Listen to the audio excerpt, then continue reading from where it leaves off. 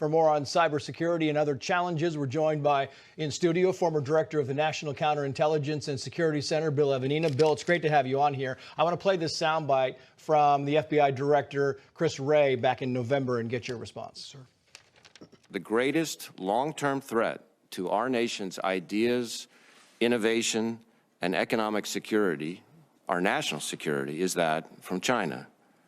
The Chinese government aspires to equal or surpass the U.S. as a global superpower and influence the world with a value system shaped by undemocratic, authoritarian ideals.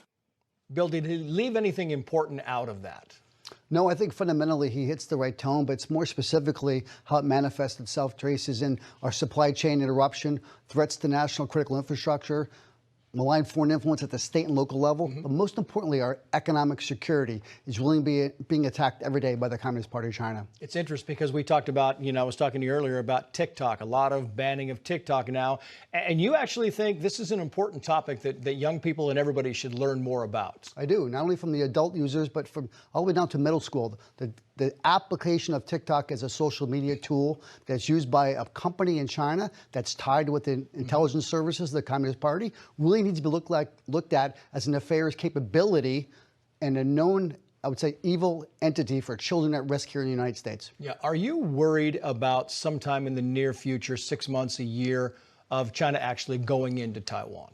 I think the analysts will tell you anywhere from 3 to 5 years, if ever. My concern is legitimately how that looks from a cyber perspective early on, and will we be able to have key indicators early enough to be able to prevent it? And can we do something in case that happens? I mean, I talk a lot about the militarization of the South China Sea and those islands, and I'm wondering, you talk to some of the generals who say they've war-gamed this, and, the United States sometimes doesn't do very well. Do you worry about the U.S. ability to be able to go in and do something about this? Yeah, I think the question will be, can we get our requisite troops and ships there in time to be able to make a difference if the Chinese do take an effort towards Taiwan? It's interesting because we now see some pictures and it looks like the COVID death toll in China is raising. The zero lockdown policy has been lifted, but that lockdown policy also apparently damaged the economy much more than we thought. Is that a danger to China, the United States? How do you see that? I think it is, but it's also, we have to be careful that the data that comes out of China is I would be very skeptical of anything we hear coming out of the Communist Party of China on numbers